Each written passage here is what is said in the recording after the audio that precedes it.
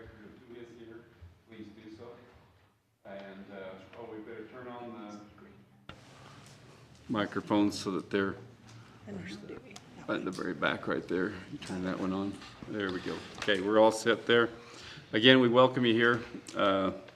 We'll go ahead and introduce. I'm Dave Erickson, Chair, Boundary Commission for Cache. Go ahead, Brady.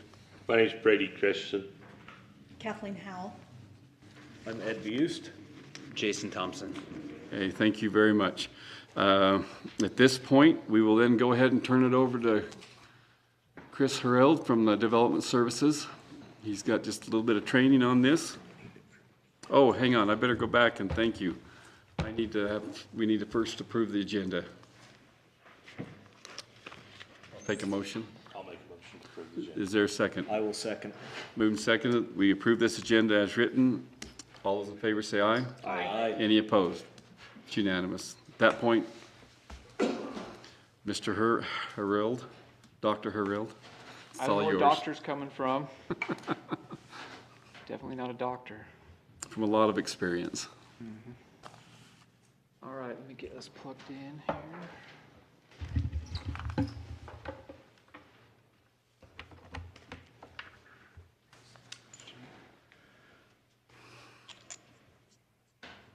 So my name's Chris Harreld. I function as a Director of Development Services for the county. I've had some interactions with annexation over the few years, and that's put me in this position that I'm sharing this information with the board. So just as a point of information, I'm not really staff for the board, but I'm definitely staff for the county. So I'm filling that role representing the information that comes from our state code. So as we look at our boundary commission, I'm going to touch on some things that might be known to the board themselves, but it might be helpful for everyone else to be aware of. So as we go through that, please be patient as we talk through these pieces. So really the role of the commission is to hear and decide each protest, each annexation protest, and their responsibility is to apply those legislated rules to the facts and information that are presented. So on the face, it's fairly straightforward. The commission itself is composed of 7 members. So you can see 5 of those members here. The 2 elected county officers are Kathleen Howell and David Erickson. Dave Erickson is currently acting as chair for the board. We have 2 municipal officers, Ed Bust, Mayor Bust here, and Mayor Thompson also on the end. Did you guys sit together on purpose? I'm just curious, kind of. This was just the next available seat, so I took Okay. it. Just curious there. And then the 3 residents of the county that are invited to participate have been David Lowe, Stephen Sproul, and Brady Christensen, who is here with us today. When we talk about public comment with this meeting, this is a public hearing, so you have a right to address the commission about the protested annexation.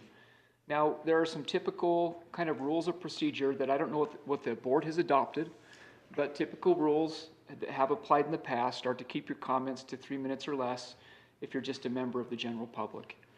And you're encouraged to speak to the issues the commission can address and to avoid restating information that has already been shared by others. We really want to keep this more of a factual kind of review. When we look at what the commission can consider when we talk about annexation, there's 3 questions that they look at. Does the annexation comply with state code sections 10-2-402 and 10-2-403 and with the city's annexation policy plan? The second is, does the proposed annexation conflict with the annexation policy plan of another municipality? And the third is, if the annexation includes urban development, will it have an adverse tax consequence on the remaining unincorporated area of the county? So the state is what defines those 3 checks.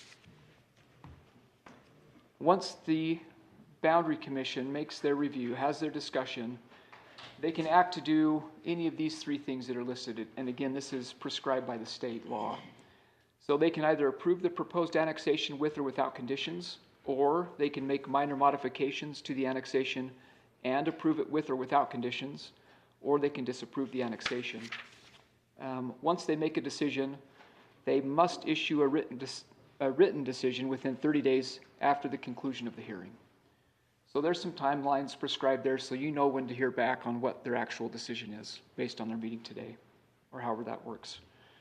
That's the brief training I put together. I kept it very simple to the point. There's not a whole lot of direction given to the Boundary Commission other than those points we've made with how you operate. Beyond that, I've also prepared a staff report for when you're ready for information from a county staff review of what's been or what would be required under, say, those requirements for, does it comply with sections 10.2, 402, and 403? I can go through that with you when you're ready. And I can talk through some other points there, but I think council may also have some, did you want to touch on anything, John, before I move to a report if the commission would like? I have something to help with this, but I'll follow the lead of the chair. When do you feel that would be most appropriate to share that? Or before public hearing or after? Probably before. Before. Well then, if you want to tag team right here and share that with us, that'd be great.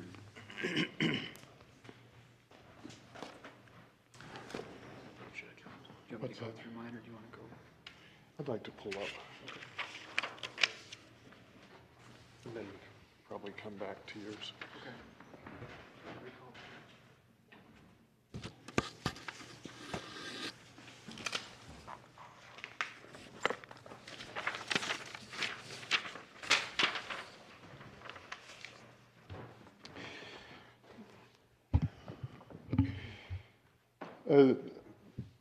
I thought it might be helpful to, for the Boundary Commission to read somewhat of an explanation given to us by the Utah Supreme Court of your role. Because the Boundary Commission can fill a couple of different roles depending on the protest that's brought before it.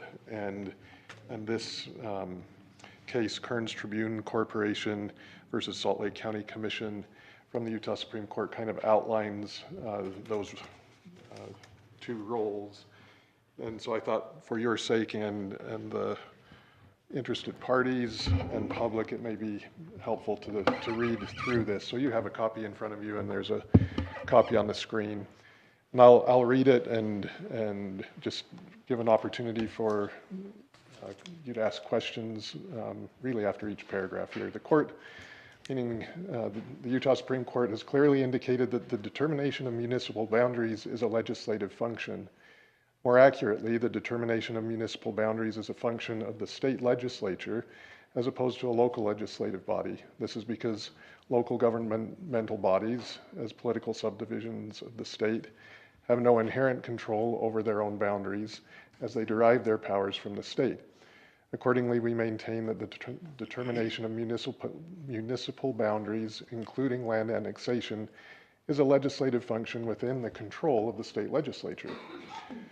Our legislature has delegated, to a certain extent, this authority over annexation and has enacted a statutory system that controls the annexation process. Because of this statutory scheme, local governments in our state are authorized to annex land, provided they follow the statutory guidelines. Moreover, as part of the statutory framework, the legislature also created a mechanism for the resolution of annexation disputes. This method of dispute resolution involves county boundary commissions. So we arrived to you, and I should say, if we read the court opinion, there'd be plenty of citations in here that the court's citing case law and that sort of thing. I've omitted those to make this easier to read. The process of annexing an unincorporated area to a municipality generally begins with the filing of an annexation petition. The annexation petition is filed with the city recorder or town clerk of the proposed annexing municipality.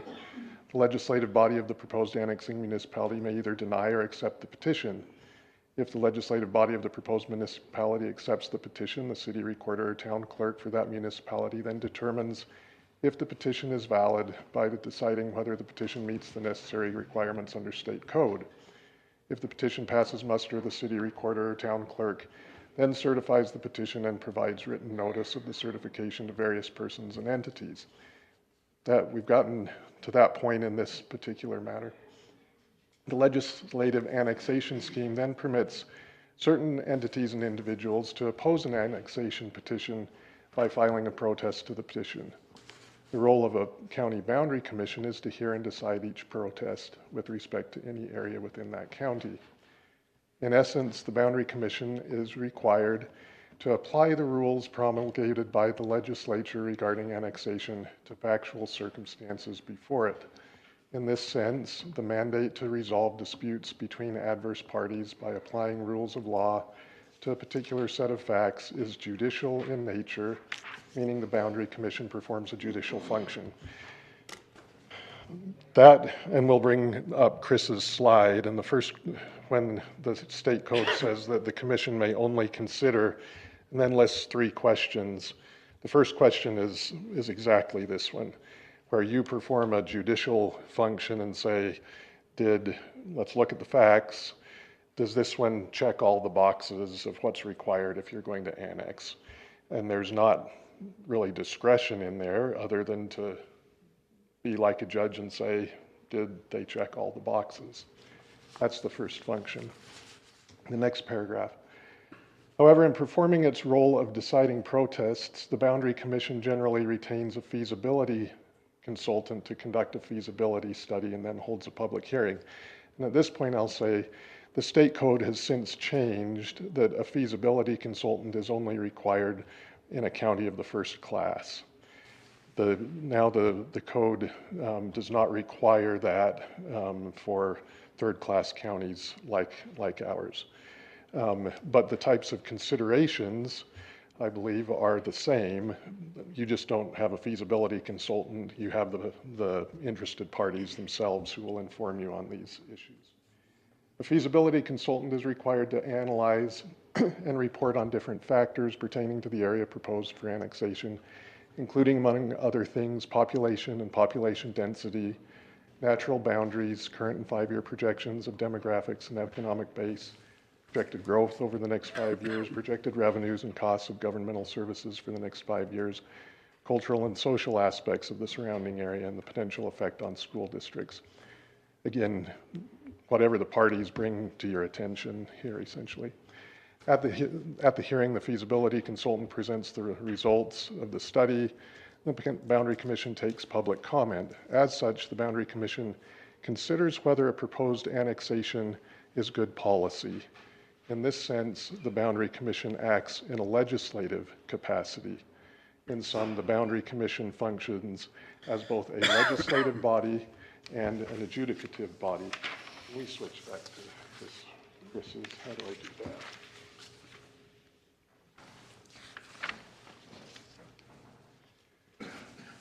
Again, you're told that you can consider, does the annexation comply with these state code sections?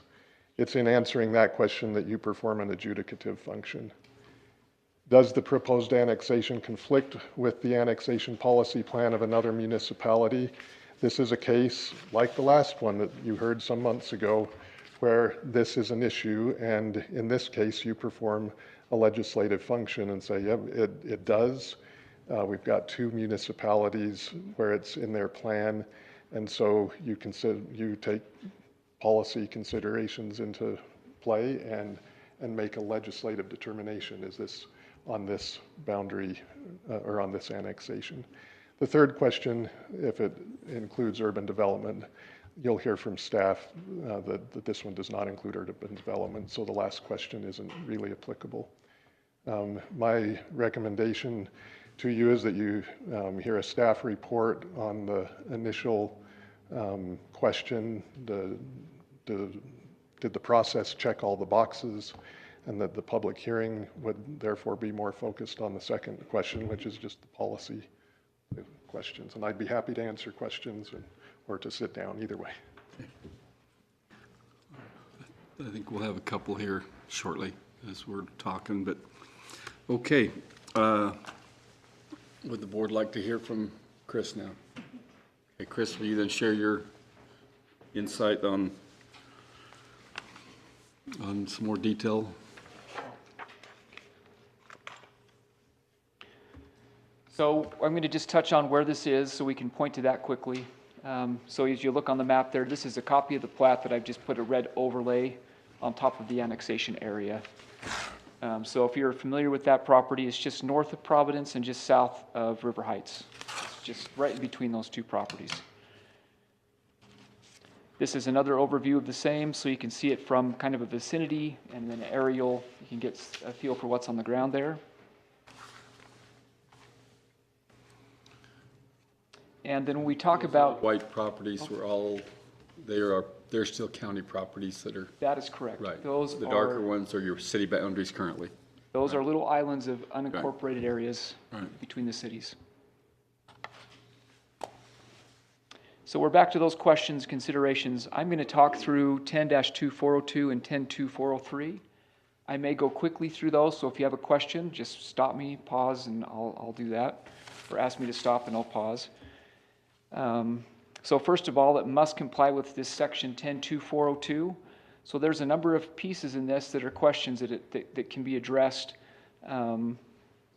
just as statements, which is what I've done here with these bullet points. So first of all, the proposed annexation area is contiguous. It's a contiguous unincorporated area that is contiguous to Providence city limits. That's the first requirement, and that checks the box.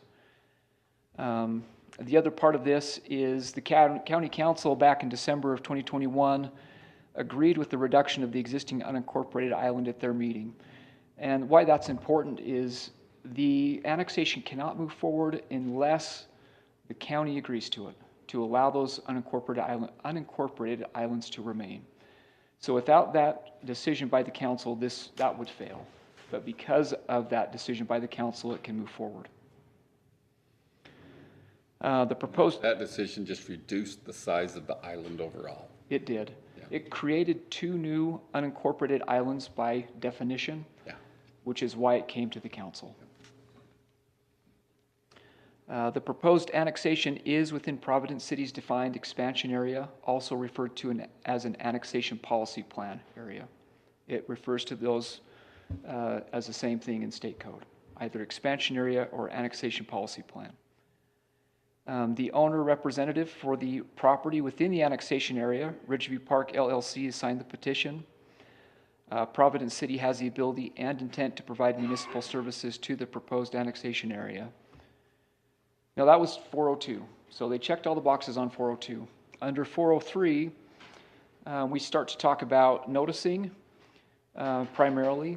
So when we look at the noticing, first there has to be notice of intent that's filed with Providence City Recorder, and that was done. A copy of that notice of intent was sent to each affected entity and included an accurate map of the area to be annexed.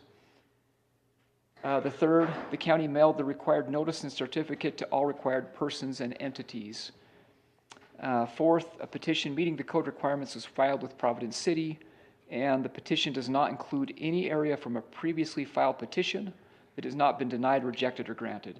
So what they're looking at there is that there's not an ongoing annexation petition that has not been decided, and then another one comes in to say, well, we want to do this. You have to have a decision made before you move on. So that's been accomplished. 403 continues. There's a requirement that the boundaries for the annexation are drawn in a practicable and feasible manner. And as best we can tell, that seems to be the case. I don't have anything to indicate otherwise. The council agreed, I already pointed to that, but it's also referenced in 403 about the council being on the same page with the city on what was occurring. And the petition sponsor delivered or mailed a copy of the petition to the county clerk. So that's another piece of state code, and that's been also accomplished. That's 402 and 403 quickly. I also have, if it comes up, I'm going to pass this down. If you'll take one and pass it down. This is a breakdown of that summary so you can see the section of code with staff's comments specific to that section of code above. If you don't mind passing those down, Brady. Right, I can pass them out. It's not that, there's 5 of you, right? Yeah, I'll not too try. many. I'll do my best. Thank you. They're collated. 402 is on the top, and then 403 is the second piece. There are extra pieces if you need a copy for your auditors. 5 or 6 of those. Was 403 separate? It's on the back, I think. you Yeah, said it. 402 and 403 should be 2 separate. I didn't get that 403. Thank you. You're welcome. Did you get 402 and I 403? think we only did. got 403. I only got 403. Yeah, 402 and then 403. 402. Perfect, thank you. Everybody else is good? Perfect, yep. Sorry about that. That's why you wanted us to pass them down, so we could have someone to blame. There you go. So the other question that we look at is the proposed annexation within Providence City's expansion area? Yes, it is. The second question is also a yes. It is also within River Heights annexation area. So it presents this question of does the proposed annexation conflict with the annexation policy plan of another municipality? You could arguably say yes. So that's how that's spelled out there. John's already pointed to this. Urban development has a specific definition within the code. I've included that here. This property does not qualify as urban development under that definition. So as John has pointed out, that question is not really pertinent to this discussion. So now we're to available actions, and there's, oh, I was going to delete that, forgot about that. There's a conclusion there, I'll get to that. So we're back to your conclusion, or available actions. You can go through, and I can leave this up if that's helpful as you talk through this later, as you think about possibilities. But the conclusion from staff is it complies with the requirements of state code, 402 and 403. We don't have a concern there. Urban development's not present within the proposed annexation area. Again, not an issue. Number 3, the proposed annexation area appears to conflict with the annexation policy plan of another municipality. So that, as has already been indicated, may take up some of your discussion and thought. Where I can assist, let me know, but that's all I have prepared for a staff report. Well, we appreciate that. Appreciate that very much. Very good. Okay, at that point, are there any other rules that we ought to pass from the commission as part of the public hearing? 3 minutes, okay? I think we probably, in the past, we've always listened to a representative from each party and given them the same amount of time for each. Could we extend that to 5 minutes for those two parties? Would that be okay, or that's up to you guys? I think, yeah, I think extending to 5 minutes. Chair, if I could, I think it'd be a good time for me to disclose that I am the mayor of the protesting city of River Heights. And so I want to disclose that. I do plan to not vote, but I do plan to participate in the discussion and conversation today. Appreciate that disclosure. So we'll go 5 minutes for one on each side, and then at that point, we can then open it up for the rest of the public comment for them to come up, and we would like to alternate, if possible, one from each side and give them a maximum of 3 minutes and try not to be too repetitive. Were we wanting to increase that to 5 minutes? For each one? For the initial. For the initial, 5 you're minutes saying for the initial presentations, one representative from each group. Okay. And then maximum of 3 minutes on each, for the public. And we'll try to alternate what sides as we're going through that. Okay. And get everyone an opportunity. What do you think? I think that's great. Yeah. Let's have that in the form of a motion then. So moved. Yeah, I'll offer a motion that we have initial comments of 5 minutes per party. To follow, we'll limit to 3 minutes per person. And there's a second? Second. Second, moved and seconded. All those in favor say aye. Aye. Any opposed? Okay, it's unanimous. At that point, let's go ahead and let's start with the protest of the River Heights and Michelle Watterson, a representative from the River Heights and Michelle Watterson protest. Is that Mr. Jenkins? Yes. Okay. Good afternoon. Thank you for hearing me. And is it common to stand at this podium here? Is this okay? Please, and then just say your name like you have, and everyone that else comes up, please say your name, state your name, that we have it on record who's speaking. Janine, would you make sure that you do the time on that and just give them maybe one minute warning or something? Okay. Appreciate the commission hearing us today. As stated, my name is Jonathan Jenkins. I represent two filers of the protest, Michelle Watterson and the city of River Heights. My comments, in essence, would mirror some of the things that you've heard today. The protests that these two filers would submit for you for your consideration deal with the two legislative directions that are given by the legislature. And this is a rendering that has been submitted by Visionary. As was stated by John Luthi, we don't use, because we're not a county of the first class, we don't use feasibility consultants, but one of the issues that is going to arise is whether this is disguised as originally filed as a life cycle zone, and is this just a disguised life cycle zone that raises questions whether the referendum that was originally passed by the citizens of Providence is being violated. In specific, what I want to talk about is the annexation policy plan of the city of River Heights contemplates annexing this area into the city. Now, as has been stated by staff, evidently Providence annexation policy plan contemplates this as well. I'll defer to them for their comment on the scope of that annexation. When I look at the annexation policy of Providence, it wasn't immediately clear to me that that has happened. And in fact, when I look at the petition that's filed by the visionary parties, they state that they desire, they comment that the annexation master plan from Providence includes parcel 3 that's already part of the annexation master plan, but it's not entirely clear if parcel 1 and 2 are a part of the master plan, and I wasn't able to immediately locate it in their annexation feasibility study. But I can tell you categorically that River Heights does have it in its annexation policy plan. Based on the conflicts, that's something that's important for this boundary commission to consider. We would ask the boundary commission to reject the plan as submitted because of the conflict that exists between the two. If nothing more, that River Heights is as clear that they intend to annex it. And I wasn't clear in my review what Providence is. Staff says that it's in there. And so based on that conflict, I think that alone it should be denied. The second point that I would like the commission to consider is 10-2-4035. And if I may,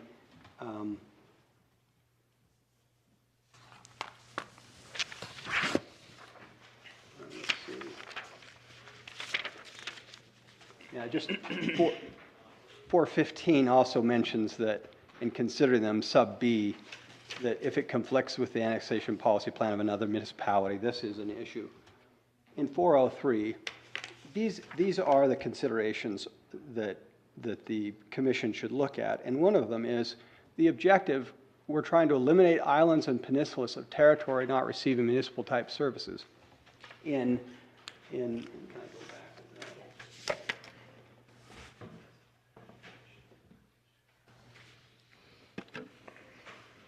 the yellow outline there in the center, the commission can see that there are 3 parcels where that arrow is that remain in the unincorporated, excuse me, I've got my map upside down.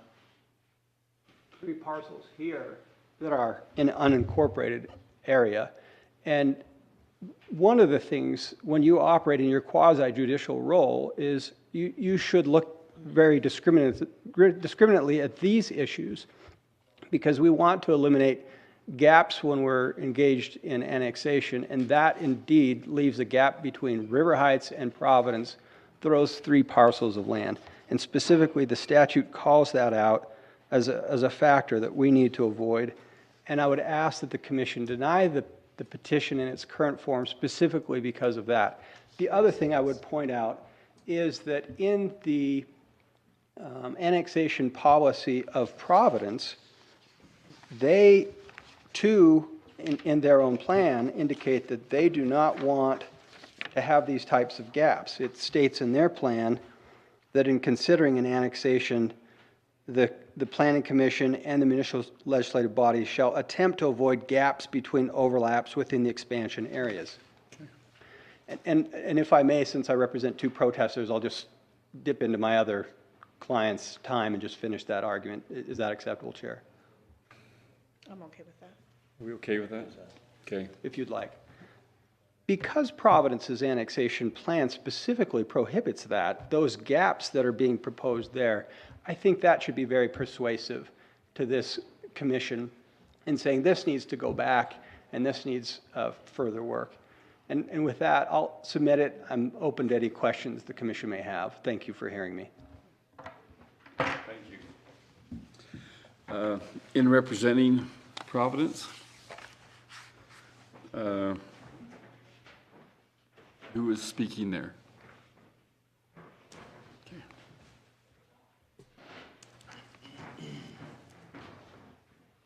Good afternoon. I'm Scarlett Bankhead. I'm the Administrative Services Director for Providence City, and I need to apologize to this Boundary Commission.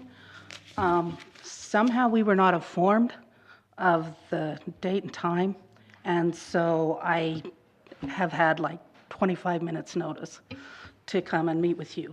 So I don't have a nice slideshow to prepare. What I can tell you is that Providence City has followed the rules and the regulations. I want to make clear too, I've stood here a couple of times before as the city recorder. I am not the city recorder at this point in time.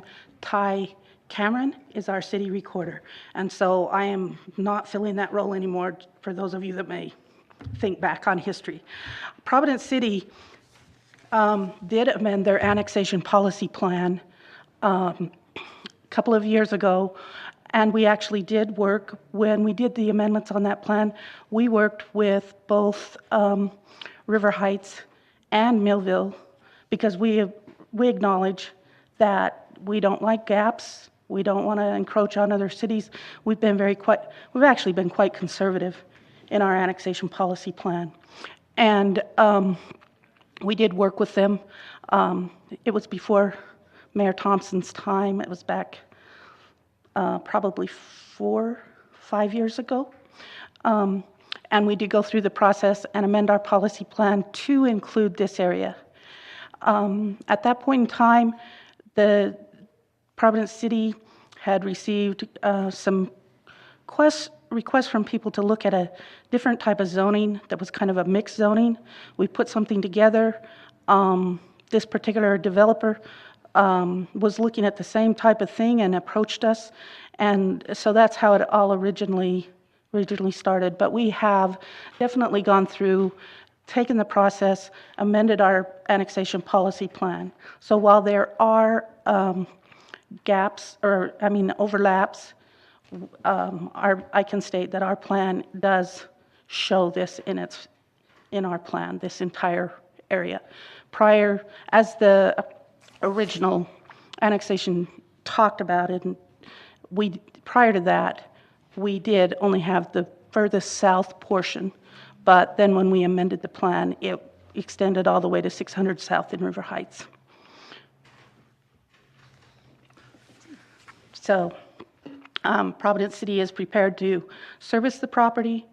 Providence City is also, and I apologize, I didn't have a chance to talk with our Public Works Director, but I know we met with Cache County probably a year ago, and we agreed to start maintaining a portion of what county calls 10th East. In our mind, it will be 3rd East if it comes, just because it made sense for Providence City our plows were already out there, it made sense for snow removal to help with that. I cannot verify that we are doing that because I didn't get a chance to talk to our Public Works Director. I apologize again for coming a bit unprepared, so if you have questions for me, I'm happy to answer the questions. But we have tried really hard to make sure that we follow all processes regarding state code. I too understand the gaps that occur. However, the people on the west side of this property, a couple of years ago, when we were considering the first annexation, they made it very clear they really didn't want to go to either city. They wanted to remain in the county. Thus, the reason why the county's actually considered it. Okay, thank you. The county's actually considered that twice, back in the original annexation, and then again, most recently on having gaps. And the county council did agree that reducing the peninsula was probably a good thing to do. So thank you for your time. Thank you. Okay, as part of the public hearing, we'll now accept anyone that would like to come up. They'll have maximum 3 minutes per person to share what you would like to share that has not already been shared, I guess. Just come up here, state your name. Is there anyone else that would like to speak? Mr. Chair, I'm Craig Winder. I'm General Counsel for Visionary Homes. I'd like some time, I don't know if now would be the time for me to speak, or? Yes, well, let's first go with, is there anyone that wants to speak in behalf of, we're going to go back and forth. Let's go with the same, with River Heights and In opposition. in opposition. If there are none, then we'll open it up to Mr. Winder, representing Visionary. How many minutes do I have? 3 minutes, okay. I'll be brief. As has already been mentioned here, the fact that an island would technically result from this annexation has been thoughtfully considered by this body already in December of 2021. And it was determined that shrinking an existing peninsula would be a good thing. This property is in the path of development, and it makes sense to move forward with that, in spite of the fact that technically there will be an island. And as I mentioned, this body has already considered that and determined that it's a good thing. I guess I'll focus my comments on the fact that, or what appears to be a fact, that this property is within the annexation plans for both Providence and River Heights. Good policy dictates that it go to Providence. Good policy dictates that you approve this petition, simply because the concept that Mr. Jenkins put up on the screen for all of us, half of that is already developed, and it's within the city of Providence. We want to simply finish the subdivision and use the utilities that are already there, that are the city of Providence utilities, to continue the subdivision. Typically, when you have conflicting annexation plans, cities will take those seriously when we're talking about tax revenue in a commercial setting. Here we have property that is going to go purely into residential development. And to deny the petition based on the fact that there is a conflict would be fundamentally unfair to the property owner and place them in limbo. All we want to do is continue the work that we've done in the city of Providence. The one factor that I think is overriding here is that we asked the city of Providence to annex us, not the city of River Heights, and we have a half-done subdivision here.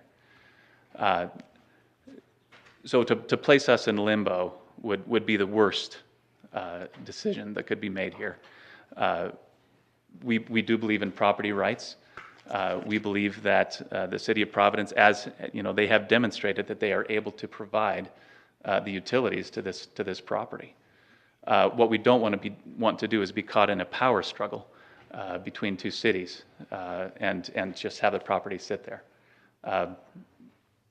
Any questions for me? No. Thank you. Thank you for your time. Anyone else that would like to speak? Do I have a motion to close the public hearing then? So moved. Is there a second? I'll second. Moved and second that we close the public hearing. All those in favor say aye. Aye. Any opposed? Motion passes. Okay.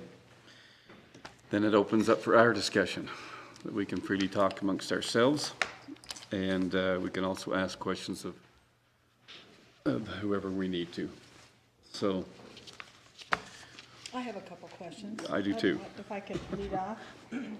And maybe Mr. Jenkins could address this. I see on the agenda, of course, and you mentioned you are representing Michelle Watterson, who filed a protest, and also River Heights City.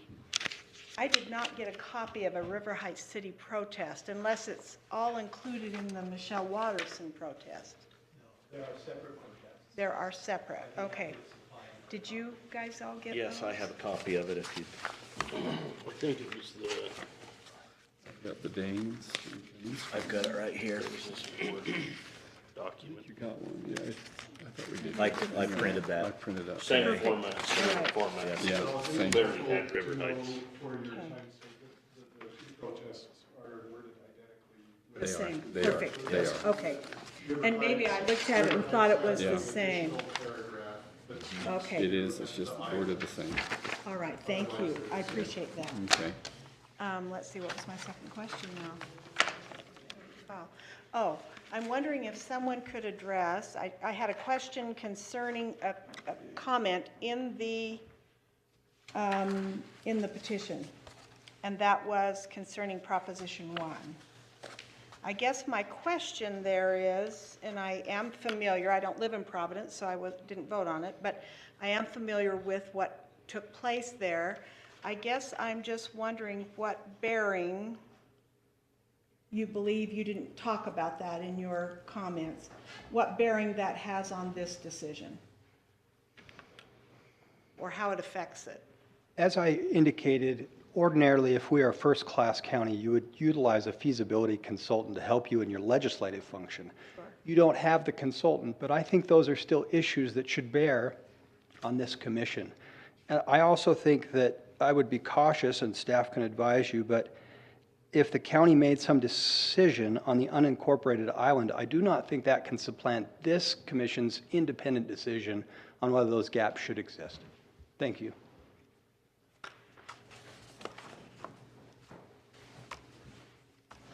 Okay. Any other comments or questions? I've got it, I do. Okay, Mr. Buse? Now, Mr. Jenkins, I believe it was at 10-2-403. I believe you differed saying that from the report we got from Mr. Field, that you were saying, and please come up and help me what I missed. You were differing that saying that you don't feel like it checked a box. Could you go over that again? Yes. And then I would like Mr. Hrield to comment on that, to clear that up a little bit in my mind. I'll just read what I consider to be the two relevant sections for this commission. One is 10-2-415 sub A. We didn't get that. And it says, Give us just a sec. Which page is that on? It isn't. It's not on, and I could just put it up on the screen. yeah, it's right here. 415 wasn't provided. Subsection 8 says, in considering protests, the commission shall consider whether the proposed annexation A complies with 402 and 403, and that's what you were told, and the annexation policy plan of the proposed annexing municipality. So we said there is a problem between those two annexation policy plans, and B, conflicts with the annexation policy plan of another municipality. So while River Heights allows or contemplates annexing this in one, that's sub B, sub A has a problem because Providence's annexation policy plan says, hey, we're not going to have gaps. If there are gaps, we're going to coordinate with those cities. And we submit to this commission that should happen. This commission should send it back to those cities to do just what that policy plan says. Thank you. Chris, would you share? Yeah, I don't think we're talking about two different, well, I think we are talking about two different things. 402 and 403 tell you if the petition met the requirements, and it did. What Mr. Jenkins has brought up is saying that you still have the opportunity to talk about this conflict between the annexation policy plan areas. And so they don't, one doesn't negate the other. And maybe council can confirm that, but my understanding is that you can still discuss that, but the petition still stands as a valid petition on its own. That clears that up for Okay. me. Thank you. Yeah, I agree. The petition meets all the technical requirements. This is before you for a legislative determination. Thank you. Is this good policy or not? Thank you. And I'd say maybe for Ms. Howell on the referendum, there was a referendum, that the fact that there was a referendum that voted down an annexation of these annexing properties with a zoning determination as part of that, you can certainly consider that as you weigh whether this is good policy for this annexation petition. But the fact that that referendum rejected a prior city ordinance is not binding. The fact that that ordinance was rejected does not mean that the city can't pass another ordinance or proceed with an annexation subsequent to that referendum. If the annexation were to proceed, there could be another referendum to address it, but that referendum isn't forever binding. It is not. It is not. That answers the question. But it certainly is something that you can consider as you make a policy determination.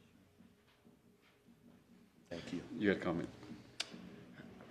So I guess I have the question to open up for this body. The referendum has been mentioned a couple times, and I don't think we have clarity on what the referendum was.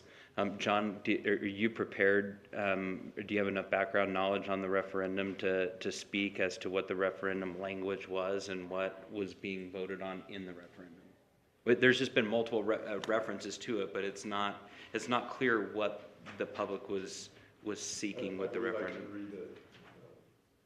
On March 12th, this is the proposition number 1 language.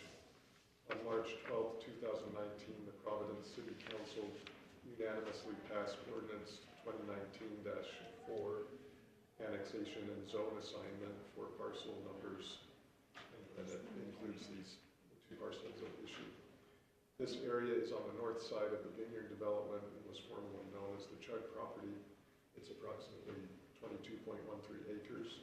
The ordinance granted an annexation petition of the 2 parcels into Providence City from Cache County, modified the city boundaries, and assigned a life cycle residential land use zone to the 2 parcels. Shall the Providence City voters approve ordinance number 2019-4? And what was the outcome of that referendum? Do you have the results of that? I believe that it was 81% opposed to the ordinance. 81% opposed, okay. And again, I'm restating myself, but that's for you to weigh that 81% of the voters opposed annexation of these 2 properties together with an assignment of a life cycle residential zone. That ordinance was defeated. This is a new process to annex those 2 properties. A zoning determination is not being made contemporaneous with this. Which You can speculate what that will be if it does get annexed, but it's I was going to not say happening that's contemporaneously. basically that portion of the second portion of it. The one is the annexation of the property. Correct. And 2 is the zoning of it. Correct. Which then, if whatever we decide on the annexation part, which is really all we decide, then it would still have to go through the process to be zoned accordingly within the city, and then whether this referendum within that city, as they apply that within the city, then that's the city's, Providence City's business to take care of. Correct. Okay, And that's partly where I think this gets muddled. yeah. If this property were being annexed to remain as green space, would there have been a Proposition 1? Would there have been a petition to oppose? Probably not. I think the proposition came about, at least my understanding, because of the density of the zoning and the other concerns that come with it.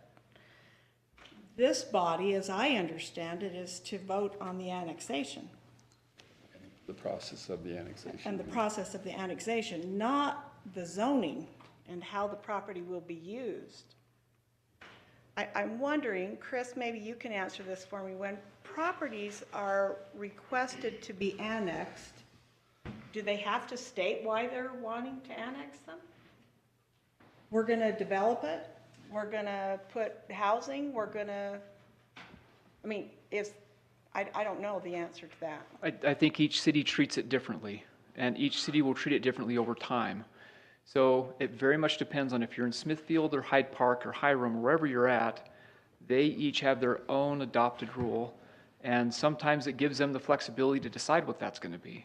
Yeah. So there's not a consistency with how that goes, and it's not anything that the code prescribes as a direction when the noticing goes out with anything under the annexation policy to say, this is something that has to be identified.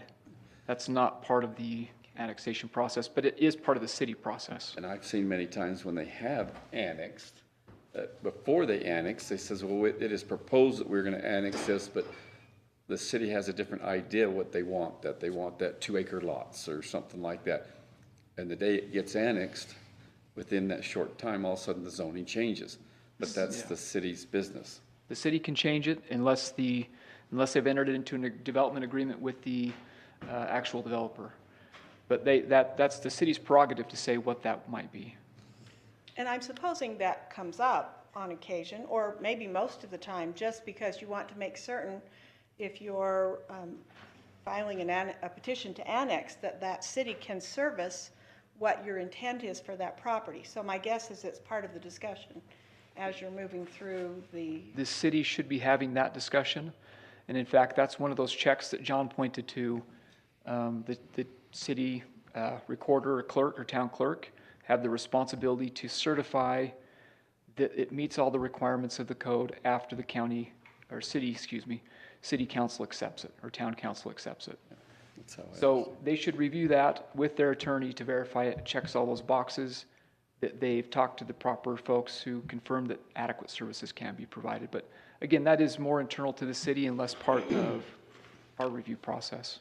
And I would follow up on that and just say, and preface this with that I don't have a position on this one way or the other, but just to emphasize that your role is legislative, and if we were in a county of the first class, you would be hearing projected growth in the area for the next 5 years. What would the effect be on a school district in the area? The history, cultural, and social aspects of where does this land more identify with?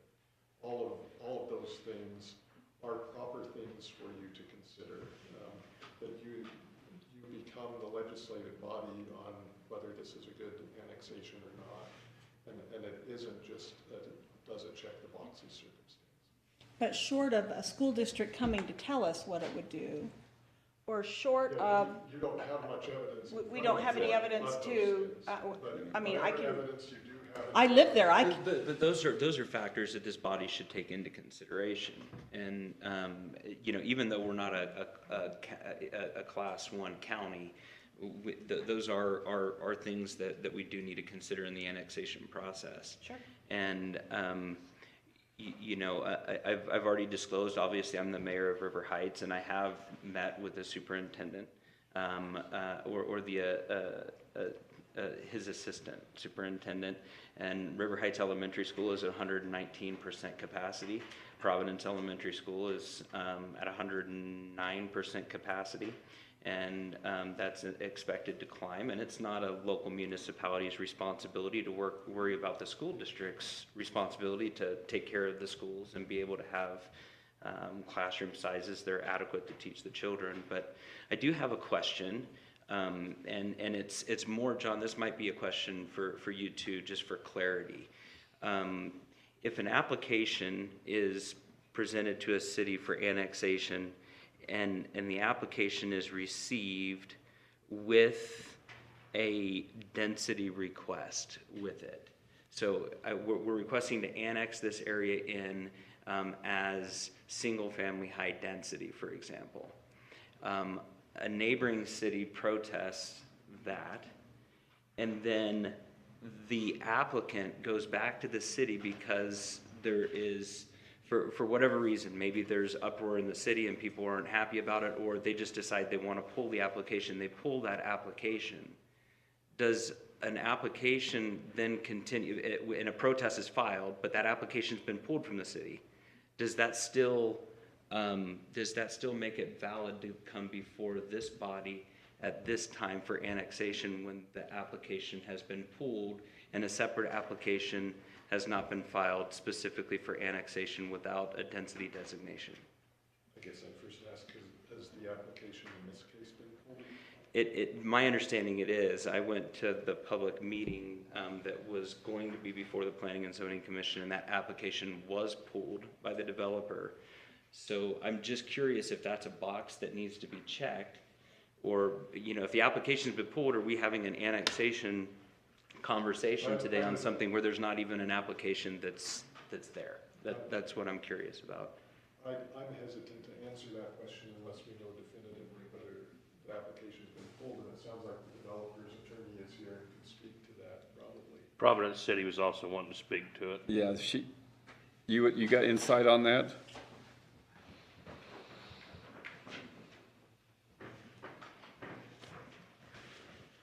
Are you saying that the annexation was Well, my pulled? understanding was that the annexation application came in with a density request and that the application was pulled.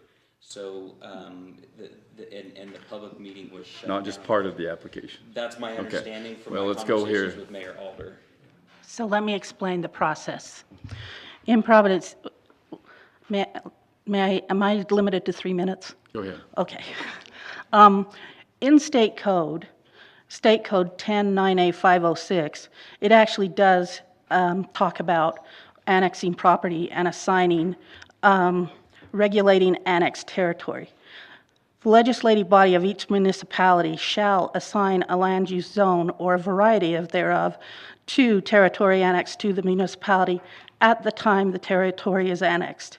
If the legislative body fails to assign a land use zone at the time the territory is annexed, all land uses within the annexed territory shall be compatible with surrounding uses and within the municipality. So municipalities do need to consider zoning when looking at it. The way we have it in our city, our policy, and in our code, if someone comes in and they ask for the zone that's designated on the general plan, we feel like since the Planning Commission already had their time with the general plan and their input, then we do not have them go to Planning Commission for a public hearing to discuss a zone that's coming in, because they're following our general plan. If the annexing party is asking for a zone that does not follow our general plan, then during the time, once the city recorder certifies the petition, so we know that we have a legitimate petition in place, then we have the applicant go before the Planning Commission and we hold a public hearing to talk about the request of a zone that is different from our general plan. And as I don't know if I stated in my previous comment, I apologize if I did not. In our annexation, in our general plan, this policy or this property was shown to be life cycle residential. With the referendum, Providence City staff and council are we understand the voters. I mean, we don't want to slap in the face, for lack of a better term, that vote. This group, when they came back this next time, they asked for single family high. Single family high is not the zone that's shown in our general plan. So they needed to go before the Planning Commission for a public hearing to talk about a zone contrary to what was in our general plan, single family high. As we were preparing for that meeting, the map that Mr. Jenkins showed was included in their packet. That was part of a feasibility study that they used when they did their original annexation request that the referendum was about. Included in that same packet was a drawing of a single-family high development. And so the developer and you can verify this with them, I don't want to put any words in their mouth, but they actually did speak to me, they felt that there was confusion between those two maps. And so they asked that we pull the public hearing for the single-family high, to discuss single-family high zoning until they could prepare a portion for the zoning portion of the application, but they did not pull the entire annexation application at all. And the annexation application does clearly ask for single-family high. The picture that Mr. Jenkins showed would not qualify for single-family high. It would not meet that zoning requirement. The other picture that they have is closer, but again, it's a sketch and may not be exactly what they can end up with.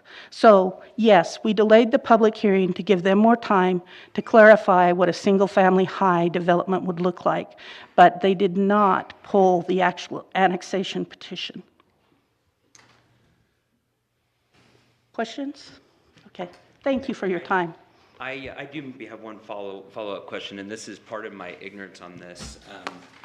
So are we saying that there's two separate applications that are filled out with a city? One, an application for annexation, a petition for annexation is one document that's filed with the city, and a second, a density to be associated with that annexation? No, it's one petition, and that one petition asks for single-family high. What they felt like was that the illustrations, the illustration was confusing. Before they went forward to public hearing, they wanted to have a better illustration. So they are not changing their original petition. They're still asking for single-family high. They just wanted, before they went before a public hearing, they wanted to be able to have a better illustration of that. So it was not pulling any applications. It was pulling it off for that public hearing because, like I said, in Providence, we make them take that step if they're not following the general plan. Does that correlate, Mr.? I'm sorry? Has the follow-up hearing been scheduled? No, not yet, to my knowledge. I guess I just wonder if a petition is not, is a petition for annexation to come before this body is not more warranted after that is worked out and it goes before the Planning and Zoning Commission. The people have the ability to come forward and have a public hearing and then move it along here. I don't know. I would say there that there's an annexation petition. It has not been pulled. A hearing on the density has been postponed, but you have an active petition, you have an active protest. It is before the... So they're two separate. Yeah, well, this boundary commission needs to act within 60 days of today. So if we, You have an option to continue this meeting and come back and hear more information. but if we approve the annexation, let it stand, okay? What else is there that's associated with that annexation that also gets that approval? Anything? Let me make sure I'm understanding. In other words, if we go ahead and say, yes, we'll approve the annexation, then anything associated in that application goes with it. I believe so, yes. Like that zoning, if there's part of that annexation, that zoning that was asked for, that's all part of that that's all part of the annexation approval. That's my understanding. And at this point, there's been a request for a particular zone, but there's not been a determination. Right. And so you would be approving the annexation with zoning to be determined. But are we approving the zoning? Because isn't that Providence City's? All we're doing is approving the annexation. You would not be approving the zoning. Yeah, we're strictly annexation. You would be approving the annexation.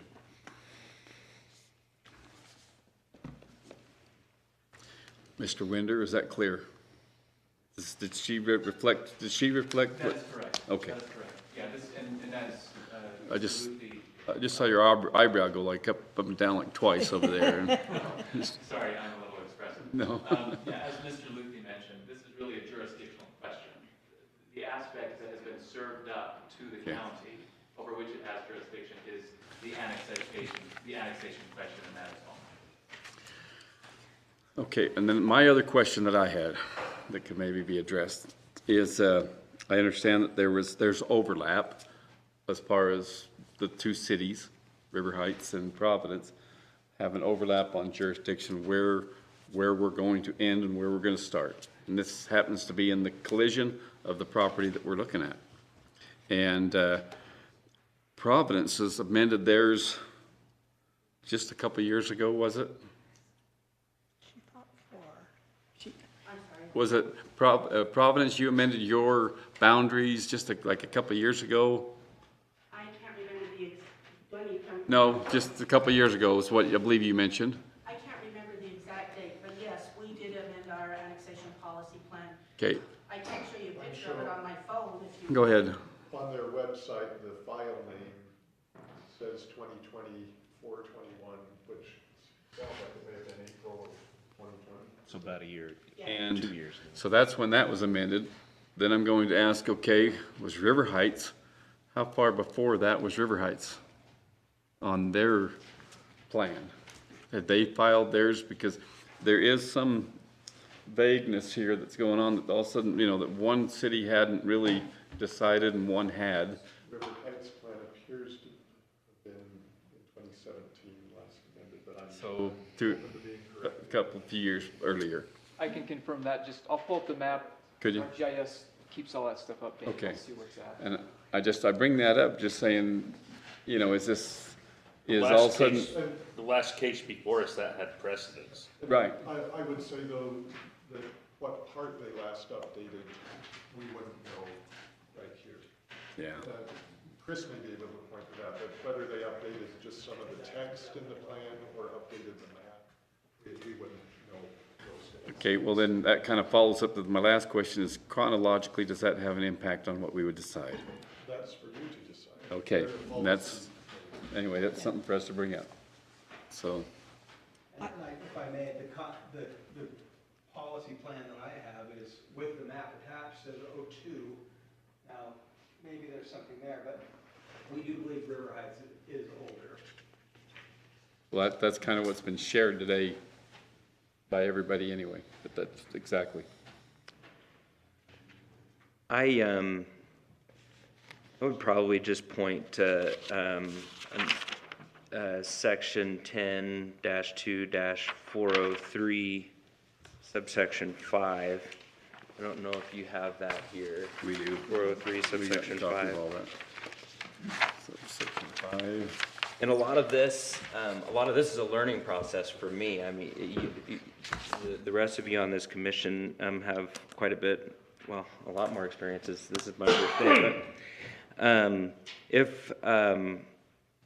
if practicable and feasible, the boundaries of an area proposed for annexation shall be drawn along the boundaries of an existing local districts and special service districts for sewer, water, and other services along the boundaries of school districts whose boundaries follow, oh, I'm sorry, my paper got cut off, or school districts adjacent to school districts whose boundaries follow city boundaries. I don't know that that one applies as much, but to eliminate islands and peninsulas of territory that is not receiving municipal type services.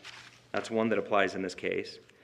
2, to facilitate the consolidation of overlapping functions of local government.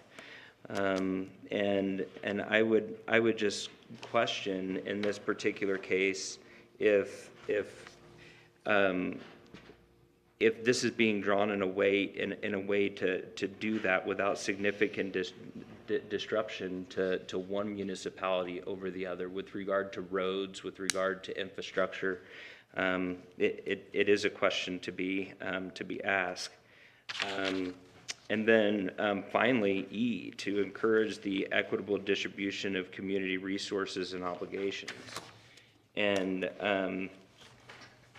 whether it would be my city that I represent or another city in the county, these are important questions to me of whether or not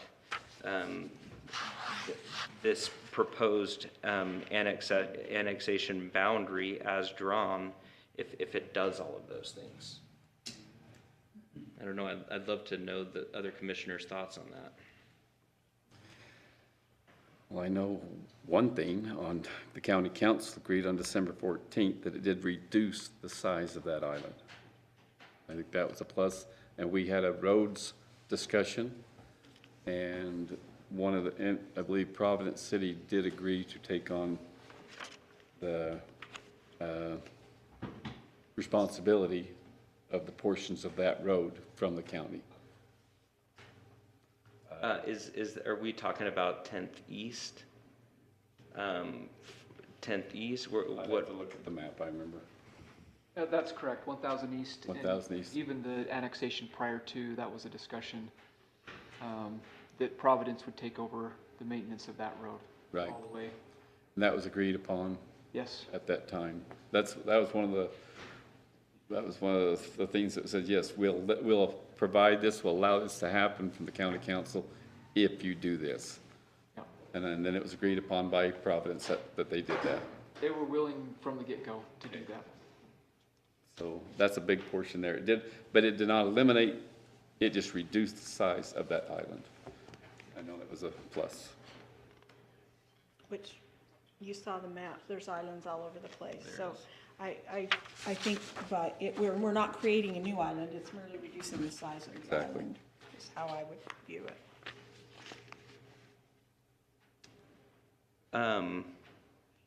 Maybe another question for John.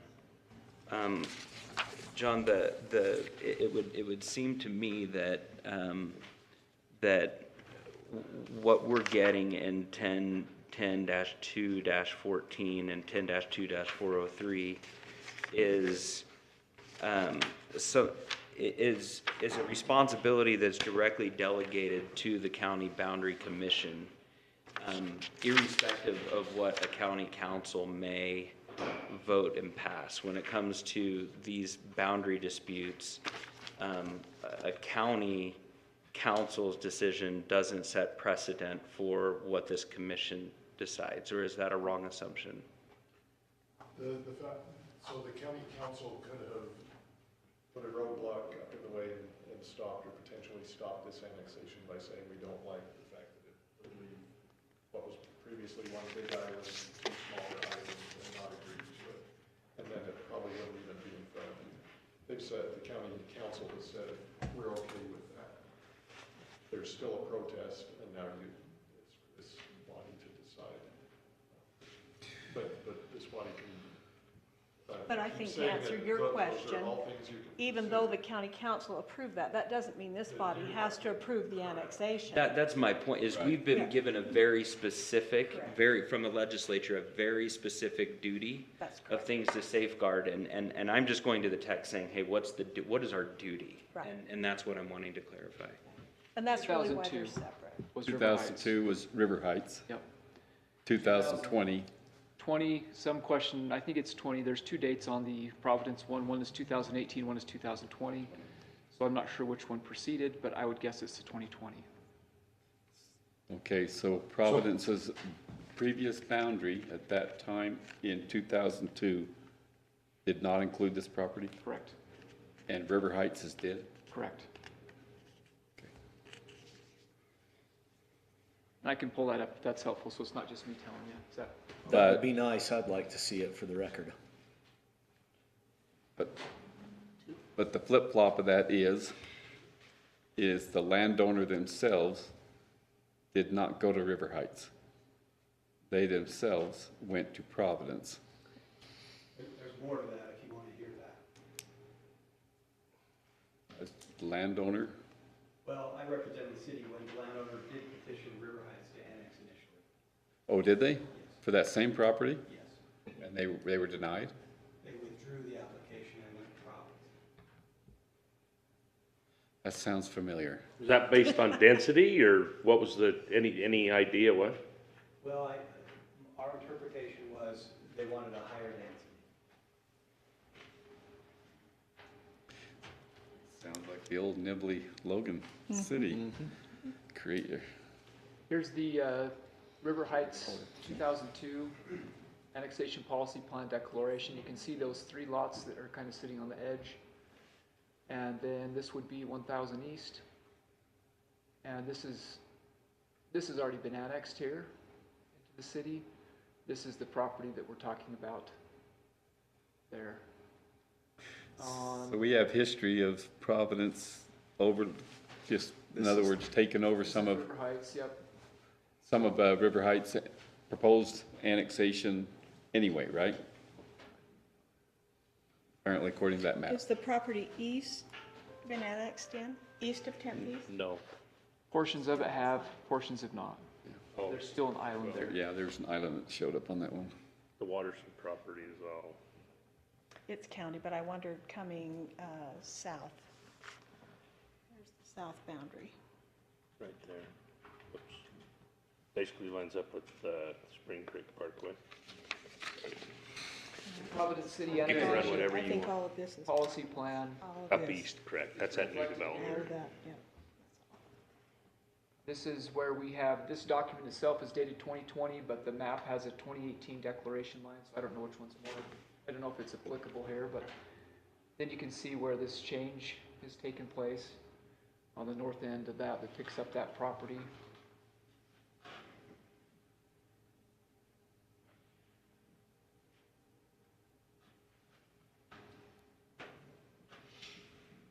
So as it stands, the annexation policy plan for Providence City does not include those 3, which would be a reason why that annexation could not include those 3 properties.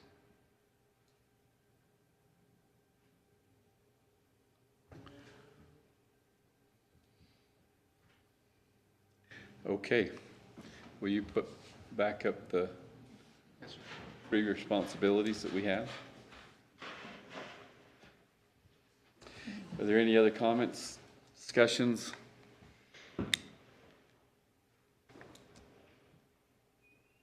Regardless of what we decide, I admire the individual along with the city for challenging this and exercising their rights. And I know, even though we're not considerate, me as a citizen, it frustrates me that the majority of their community would oppose it. So they tried to redo it another way. That's just what I was gonna bring up, the muddled, you used the word muddled, even though, you know, this got voted down, all right, well, we're gonna change what we're gonna do and come another way. That doesn't settle very good, but it doesn't change. It's not our It decision. doesn't change the process there, but yeah, that doesn't taste very good, because that's going against what people thought, well, let's go about it a different route. There's another issue that I think is an important issue, and I have to be really, really clear on this, that the state law doesn't, the state law with regard to annexation doesn't say this at all. But when it comes to boundary adjustments for municipalities, the state law does say that, and I'd be happy to find it for the body, does say that a reason for a boundary adjustment that the courts will not generally uphold is to seek to have a boundary adjustment or to go to a different municipality in order to increase your profits or to gain more money by making a move from one municipality to another. And I think that that's important as well, that where if you get some municipality hopping to see, hey, where am I going to get the highest, where am I going to get the highest, and going around, I think that could cause a conflict as well. Now, that's outside of the scope of what our responsibilities are here, but I do think it gives context to the greater picture. See, and I don't think they're municipal jumping. Right now, they're not part of either. Yeah. They are just deciding as landowners. I'd add some clarification to that. Yeah. To my knowledge, what the code says is that the municipality can't be driving the annexation to get more tax revenue. Right. No, John, there was a portion that was amended in July with regard to landowners that were seeking to move from one municipality to another. that the reason that they couldn't seek the petition to move from one municipality to another couldn't be to increase the profits that you could make on your land. But that's a de-annexation and an annexation. That's exactly right. That's See, that- moving, yeah, and- that and- isn't- and people have that done that doesn't with have- school districts, so then they Yeah. passed the law that said school districts. So that's a different issue. That's moving from municipality to municipality. That is not reflected here. Yeah, that's different here. I might just add that, quite frankly, I have some of the same concerns that are in these petitions. I grew up there. When I grew up in Providence, that was called the Field Road. Might still be called the Field Road. That's what it was called when I was a kid, because it was Field Road.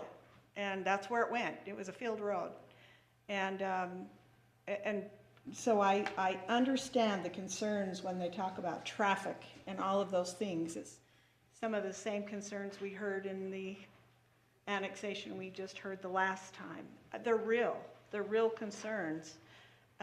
What you hope is that when these businesses have feasibility studies, that some of this is what they're studying before they ever make the proposals to, and without that information in front of us, I can make my own assumption as to what that might do to the traffic, but I don't, and the impact it has on both communities.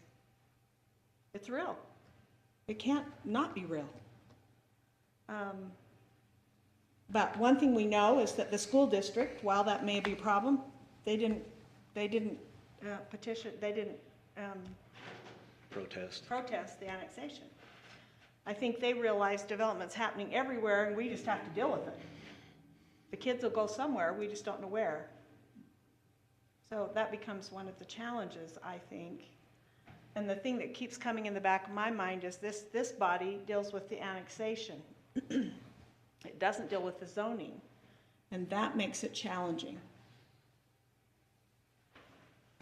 I have an update. I talked with Scarlett briefly on the point she brought up when annexation and zoning intermix or interconnect.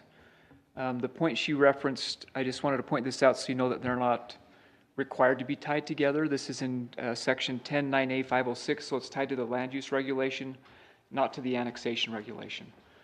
So it's only 2 points, so I'm going to read both those points so there's clarity on what happens when it goes to a city. When an annexation and annexed property goes into a city. It says the legislative body, this is 10.9A 506. Number 1, the legislative body of each municipality shall assign a land use zone or a variety thereof to territory annexed to the municipality at the time the territory is annexed. Now, number 2 adds to that and says, if the legislative body fails to assign a land use zone at the time the territory is annexed, all land uses within the annexed territory shall be compatible with the surrounding uses within the municipality. The only reason I bring that up is those things are not inherently tied together. Now, some communities may treat it that way, but it's not a requirement under the state code to do it that way. And I would assume, Chris, that it doesn't, even though they assign a zone, it doesn't mean it couldn't be changed. Or someone couldn't petition to change it. It's a legislative process, just like the council would go through. Yep. Other comments? Maybe just as a board here, or as a commission, would it be helpful at all to put the things that, so that we can all maybe kind of, I guess what I'm asking or thinking is, so we talked about the dates. Well, it appears that River Heights plan first entailed annexing this property, but is it worth even, kind of weighing where them add up, or do we ready just to make a motion? Is it unnecessary? I don't believe there's anything in state code, at least this has been my experience in years past, that says the first one to put it in their master plan gets it. I've never seen that. Well, and I wasn't. And it's not unusual. I think if you went to every single city, you're going to find that their master plans all overlap. So, and some cities are better equipped to render the services than another city. Doesn't mean then the developer can't do anything because the city can't. It's in their master plan.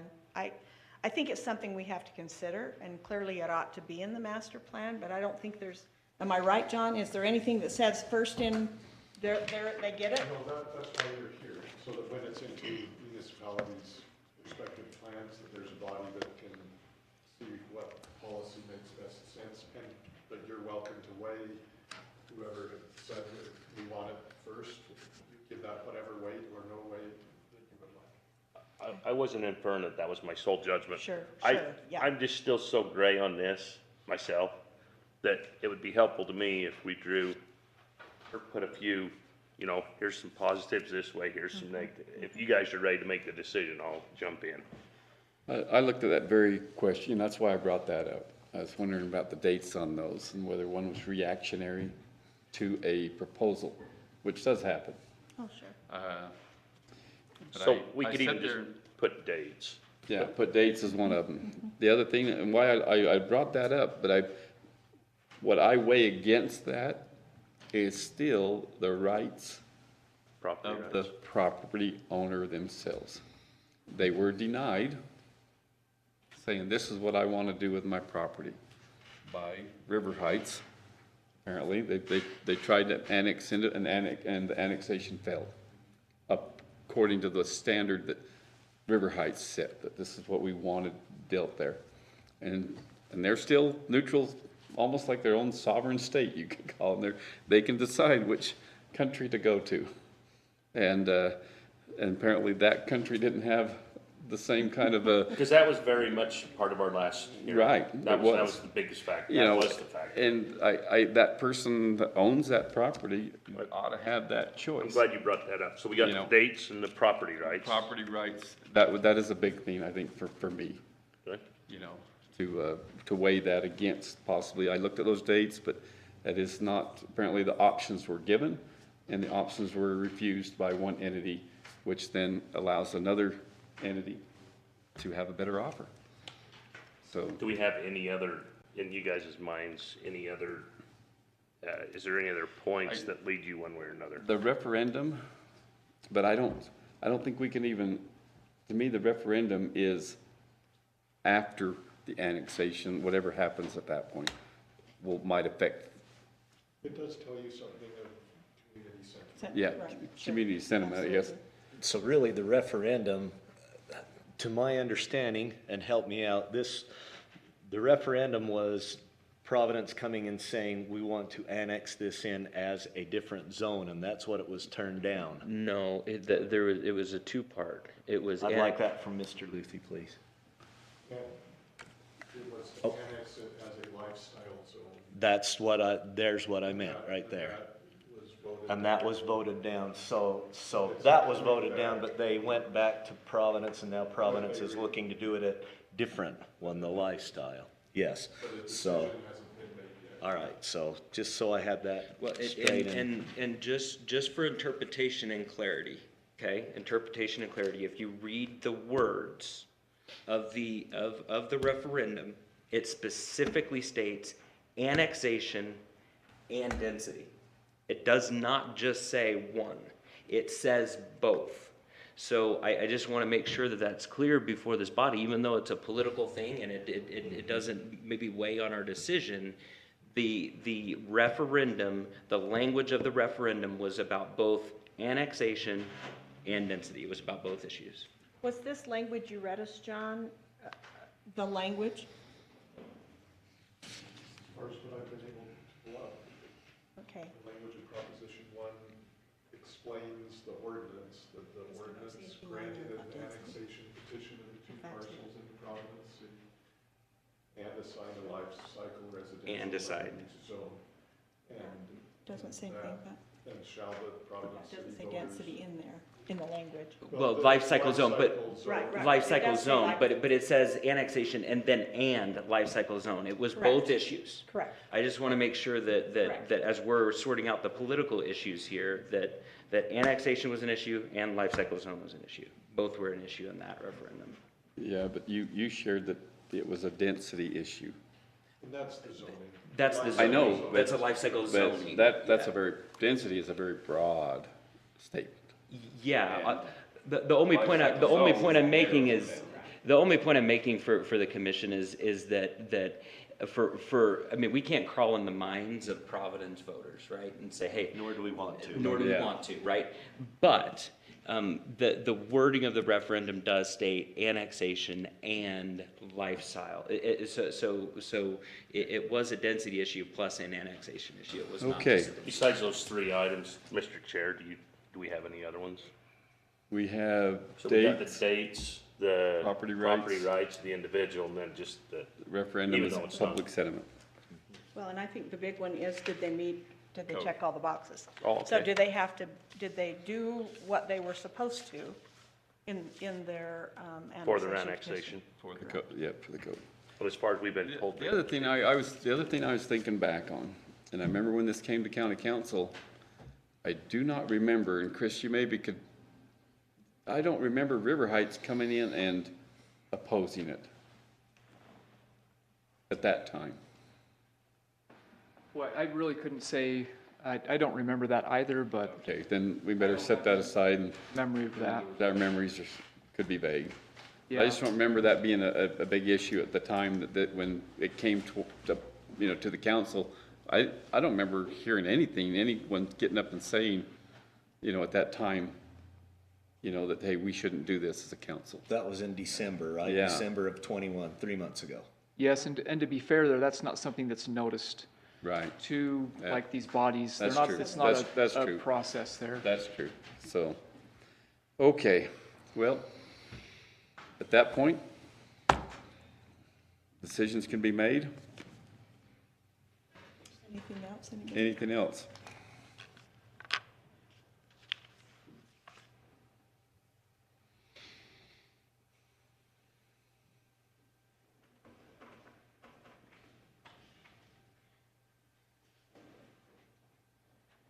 I do know if I lived in the area of both, either Providence or River Heights, in that area, I'd be upset either way.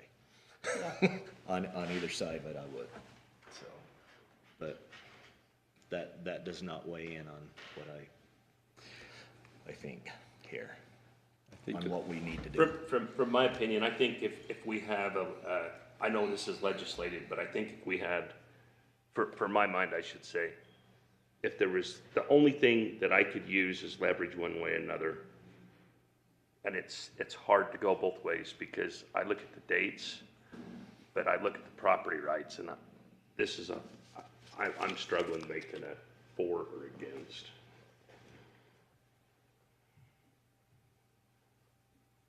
The boxes, though, they did their diligence. So, They did things according to code. Yep. To get to that point. Now, the referendum portion, I think that's an issue that would be against your elected officials of your city. that's why I put it at the bottom. So that might be a referendum on them, if they don't listen to the public sentiment at that point, but that's their issue. Well, not and if ours. we looked at the protest, the first one in the protest petition was the proposition. The second one was the streets and the traffic, which I think's real. Yep, And the third's the schools. The schools have to speak for themselves. They don't seem to care. The traffic, I think's real. I do have one more question, and maybe you can answer this, Mr. Jenkins. So this proposal came to River Heights first, and it was turned down as was there any discussion in changing it, in making there less density? And was there any discussion along those lines? Or was it just, well, if we can't do it this way, we'll go over here? How did that go? It came as a petition to annex into River Heights with, as the statute's been read, the city is to determine that zoning when it comes in. There was a request that ups. Up to the mic. Could you just come up to the mic, please, for the legal? There was a petition made to River Heights City to annex this parcel of land. And as you see, the annexation policy of River Heights was to annex the whole thing, so there wouldn't be the island. At that time, they were making a simultaneous request. They were going to do a development agreement that would allow for a higher zone. And they determined that the city was not of a mindset to upzone to what they wanted. So they withdrew and they applied to Providence, because Providence had just created what was called a life cycle zone that would allow what you have there. And so that's how this happened. And that's why you do consider those two things. You consider zoning and you consider if it checks the box, because on sub 5, it talks about all those issues that you consider. So 5A through E should be considered by the boundary. Does that answer the question? Thank you. Okay.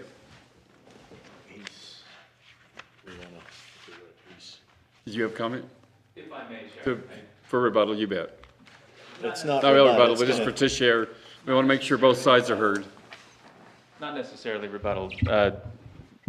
I was very much involved in the process with the city of River Heights, however many years ago it was, Jonathan. There was some significant discussion with the city of River Heights over a period of months, was there not? And the city of River Heights actually asked Visionary to come with a novel concept. We initially were simply planning on a fairly plain vanilla single-family zone to ask for. It was the city that came to us to ask for something that was different, and we brought something different. And it was that very creative and constructive back and forth that initially moved us to petition for annexation within the city of River Heights. So we did file a petition for annexation. Over time, it became very clear, though, that perhaps there was a change in sentiment among city leadership, or I know that they received feedback from River Heights citizens about their concerns about the density that was being proposed. So yes, we did withdraw our petition from the city of River Heights, and we did notice that the city of Providence had just passed a life cycle zone. But I did want to give it a little bit more context and color in that there was significant discussion over a long period of months where there was a lot of collaboration with the city of River Heights. Ultimately, it was determined that, and you know, I don't want to get into the minds of the people of the River Heights leadership. I don't know why there was a shift, but there was a shift. Totally their right. And we determined that it would probably be easier to go with a city that had a zoning designation that we could simply pull off the shelf. And so that's why we went with the city of Providence. Thank you. Thanks. Okay. Entertain a motion, or?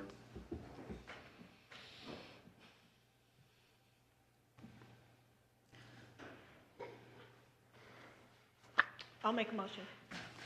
I'll make a motion to approve the annexation of the property in Providence City. Is there a second?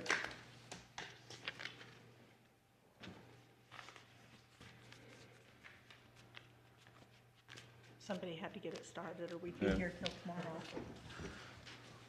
Is there a second? I will second, but I want further discussion. Okay, moved and seconded that we approve the annexation. Is there any discussion? Yes, this is Okay. the most difficult one I've dealt with. It is difficult.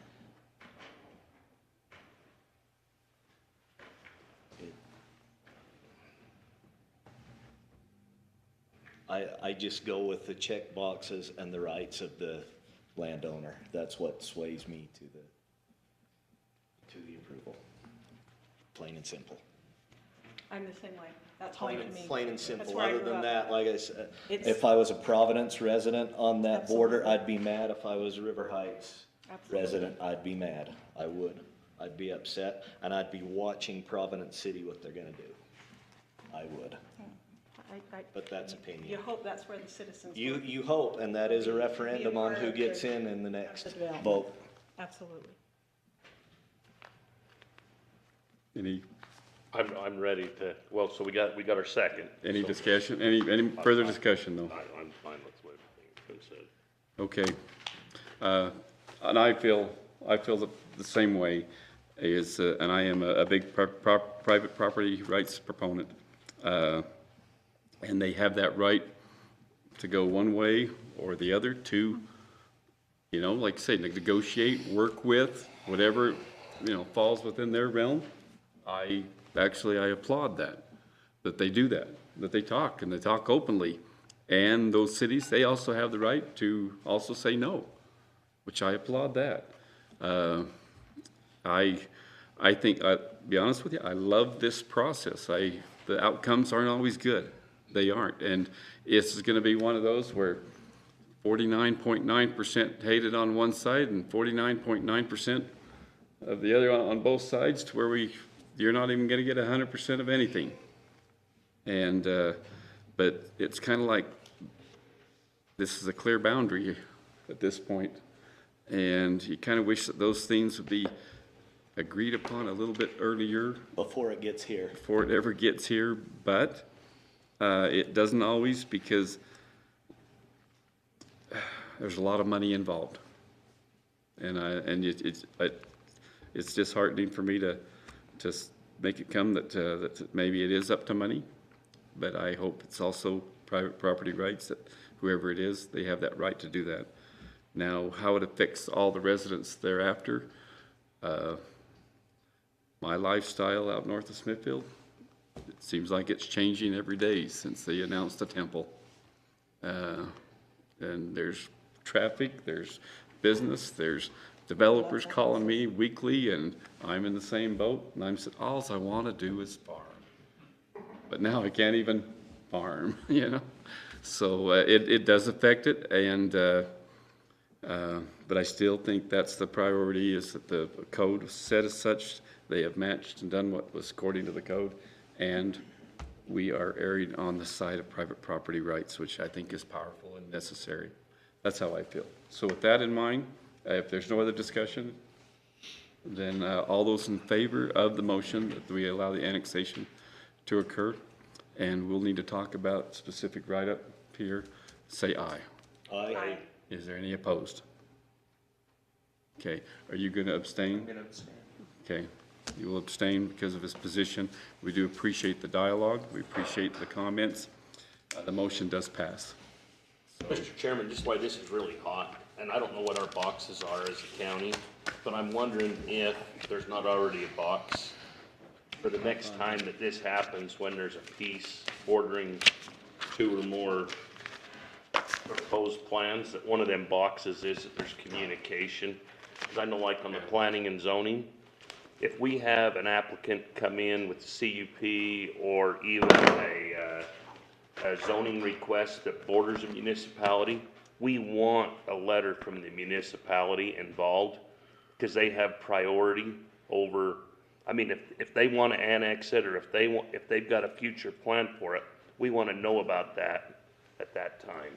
How many of those do we get? We get them. Well, we and do. then as soon as they say no, a week after they complain and whine that they allowed the county allowed them to do that.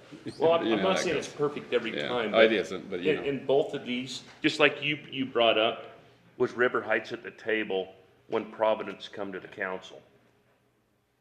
Why? Did they not know about it? Did they overlook it? Did they not think about it? But if we could address it then, it might eliminate some of this. That's good. Good dialogue. We appreciate that. You bet. Thank Appreciate you. everything that, the patience of the people.